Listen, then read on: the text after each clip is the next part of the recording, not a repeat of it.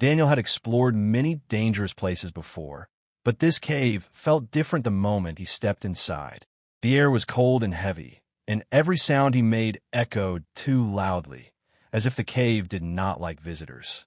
His small flashlight cut through the darkness, showing wet stone walls and deep cracks that looked like old scars. Outside, the alien planet was full of strange life and noise, but inside the cave there was only silence. Too much silence. Daniel moved slowly, careful with every step. He was not here for treasure.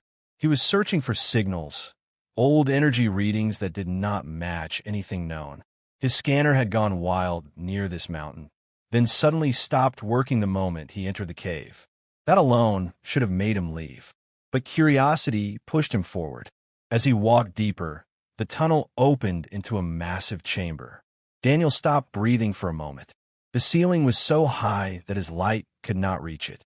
Long metal chains hung from above, thick as tree trunks, covered in strange, glowing symbols. They looked ancient, yet untouched by time. He frowned. Who could build something this large? Then his light moved forward, and he saw her. At first, Daniel thought it was a statue. A giant woman hung in the center of the chamber, suspended by the glowing chains around her arms and waist. She was easily 3 times his size.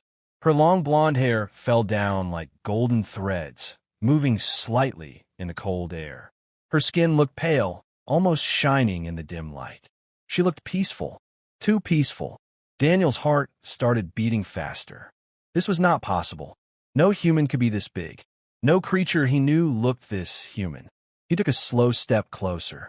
The chains were not just holding her. They were connected to the walls, feeding energy into her body. The symbols pulsed slowly, like a heartbeat. For a moment, Daniel wondered if she was alive, or if she had died a long time ago. "Who did this to you?" he whispered without thinking. His voice echoed across the chamber and disappeared into the darkness. Nothing moved. Daniel hesitated. Every survival instinct told him to leave. This place felt wrong, like he was standing inside something unfinished. But the giant woman's face showed something unexpected: sadness. Even in sleep, she looked tired, as if she had been waiting for a very long time. He stepped closer until he stood near her hand. Her fingers alone were larger than his arm. He told himself he was only checking for signs of life. Slowly, carefully, Daniel reached out and touched her skin. The moment his fingers made contact, the entire cave trembled. The symbols on the chains suddenly flared with bright light. Daniel pulled his hand back in shock, but it was too late. A strange warmth rushed through his body, climbing up his arm like electricity. His vision blurred, and for a second he heard something inside his mind.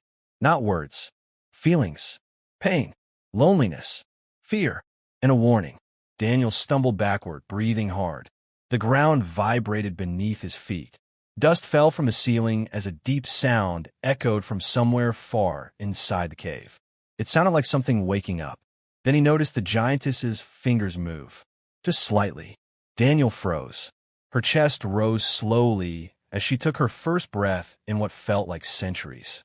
The glowing symbols dimmed, flickering like dying lights.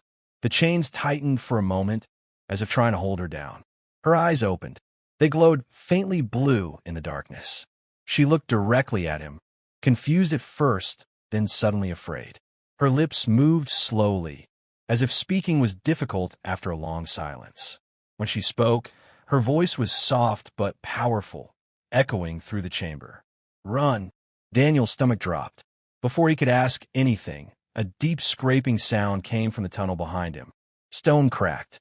Something large moved in the darkness, too heavy to be human, too quiet to be natural.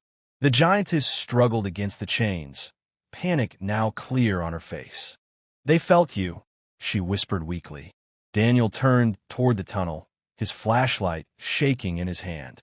The darkness there seemed alive, shifting slowly, coming closer. In that moment, Daniel realized something terrifying. The chains were not meant to keep her prisoner. They were meant to keep something else away from her. And now, because he touched her, whatever hunted her knew he was here. Daniel stood frozen, staring into the darkness of the tunnel. The scraping sound grew louder, slow and heavy, like something dragging itself across stone. His heart pounded in his chest. Every instinct told him to run, but his legs refused to move. Behind him, the giantess struggled weakly against the glowing chains. The light around her wrists flickered, reacting to her movement. She looked at Daniel again, fear clear in her glowing eyes. "You should not have touched me," she said softly. Her voice sounded tired, as if every word cost her strength. Daniel swallowed. What is coming?" She closed her eyes for a moment, as if listening to something far away. When she spoke again, her voice carried both fear and urgency. "The hunter." The word sent a chill through him. The sound in the tunnel suddenly stopped. The silence that followed felt worse. Daniel slowly stepped backward until he stood closer to her again. "Why are you chained here?" he asked. "Who did this to you?" The giantess looked up at the chains wrapped around her arms.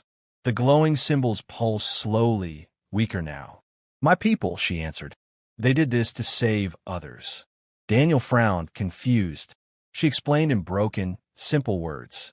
Her name was Lyra. She belonged to an ancient warrior race that traveled between worlds, protecting weaker civilizations from creatures that lived in darkness between stars. These creatures hunted power, feeding on energy and life itself. Long ago, one of them began hunting her. Her people could not destroy it, so they trapped her here, using her as bait, locking both hunter and prey inside the same prison. Daniel felt his stomach tighten. "So this cave is not a prison," Lyra said quietly. "It is a trap." A deep rumble echoed again from the tunnel, closer this time. Small stones rolled across the ground. Daniel's breathing became faster. "Then why are you still alive?" Lyra looked at him, something strange in her expression now. "Because it was waiting." "For what?" She hesitated. Her glowing eyes studied him carefully. "For someone to wake me." Daniel's mind raced. The moment he touched her, everything changed. The symbols reacted. The cave shook. The hunter moved again. "I didn't mean to." "I know," she said gently. "But now it knows you too." A strange warmth suddenly spread through Daniel's chest again. He grabbed his arm, confused. Faint lines of light appeared under his skin for a moment before fading away. Lyra noticed. Her eyes widened slightly. "The bond." "What bond?" Daniel asked. "When you touched me," she said slowly, "our energies connected. Part of my power answered you." Daniel shook his head. "That's impossible." But deep inside, he knew something was different. He could feel her emotions faintly: fear, exhaustion, and something else, relief. Another sound echoed through the chamber. This time it came from above. The shadows along the walls twisted unnaturally, stretching toward the center of the room. Lyra's breathing became heavier. "It is closer now." Daniel looked around, panic rising. "How do we stop it?" "You cannot," she said. "Not alone." The chains around her arm suddenly sparked. One of the glowing symbols cracked, sending a pulse of light across the chamber. Lyra gasped as strength slowly returned to her body. "The seal is weakening," she whispered. Daniel looked toward the tunnel again. The darkness there seemed thicker now, almost alive. His flashlight flickered, then dimmed. Something moved just beyond the light, too large to see clearly. Daniel felt cold fear crawl up his spine. Lyra pulled weakly against the chains again. Metal groaned as one link bent slightly. "If I am free," she said, forcing the words out, "it will come fully." "And if you stay chained?" Daniel asked. She met his eyes. "It will kill you first." The ground trembled again. A low sound filled the chamber. Not a roar, not a growl. Something deeper, like the cave itself, was breathing. Daniel realized the truth in that moment. He had not saved her. He had awakened something that had been waiting in the dark for a very long time. And now, it was coming for both of them. The air inside the cave suddenly felt heavier, harder to breathe. Daniel could hear his own heartbeat in his ears as the darkness near the tunnel slowly moved forward. It did not rush. It did not make loud noise. It moved with patience, like something that already knew it would win. Daniel raised his flashlight, but the beam seemed to bend strangely, as if the light itself was afraid to touch whatever was coming. Lyra's chains rattled as she tried to pull free again. Her strength was returning, but slowly, too slowly. "It is here," she whispered. Daniel stepped back beside her, his hands shaking. "I still don't see anything." "You're not meant to," Lyra replied. "It hides between sight and shadow." A low vibration spread through the ground. The walls of the cave showed old damage now that Daniel noticed it. Deep claw marks carved in stone, burned surfaces, broken metal buried in the rock. Signs of a battle that must have happened long ago. "This thing fought you before?"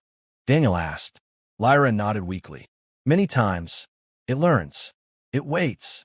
The darkness at the tunnel entrance shifted again. For a brief second, Daniel thought he saw a shape, something tall and wrong, bending in ways no living body should. Then it disappeared. His breath caught in his throat. Suddenly, pain shot through his arm. Daniel gasped and grabbed it. The faint, glowing lines returned under his skin, brighter this time. Energy pulsed through him, warm and alive. Lyra stared at him in shock.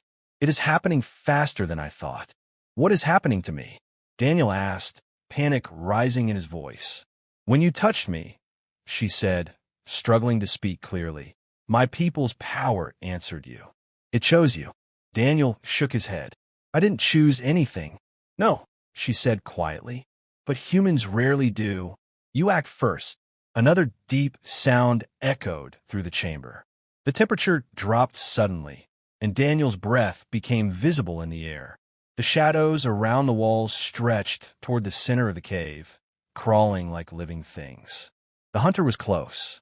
A long crack spread across one of the glowing chains around Lyra's arm. Light burst out, and with a loud snap, the chain broke. She dropped slightly, catching herself with effort. The ground shook from the impact, but her movement drew attention. The darkness rushed forward. This time Daniel saw it clearly, not a body, but an absence, a shape made of moving shadow, swallowing light around it. The air distorted as it moved, and a deep sound filled Daniel's head, like whispers spoken underwater. Fear hit him so hard he almost fell. Lyra pushed herself forward, placing her body between Daniel and the creature despite her weakness. "Run," she said again. Daniel looked at her, then at the thing approaching. Every part of him screamed to escape. He was human. He was not a warrior. He was not meant to fight monsters from the dark. But his feet did not move. Instead, the warmth inside his chest grew stronger. The glowing lines spread across his arm and into his hand. The fear was still there, but something else rose with it, stubbornness. If he ran, she would die. The hunter paused, as if studying him. The shadows around it twisted, reacting to the energy now flowing through Daniel. Lyra noticed too. Her eyes widened. "It sees you," she said softly. "You are different now." Daniel clenched his fist, feeling the strange power respond. He did not understand it, but it felt connected to his will, reacting to his decision. The creature moved again, faster this time. The ground cracked beneath it as it closed the distance. Lyra tried to stand fully, but her remaining chains pulled her back. She was not strong enough yet. Daniel realized something terrifying. If no one stopped it now, neither of them would leave the cave alive. The energy in his hand suddenly flared, lighting the chamber in blue-white light. The hunter hesitated for the first time. Daniel stared at his glowing hand in shock. He did not know how to fight.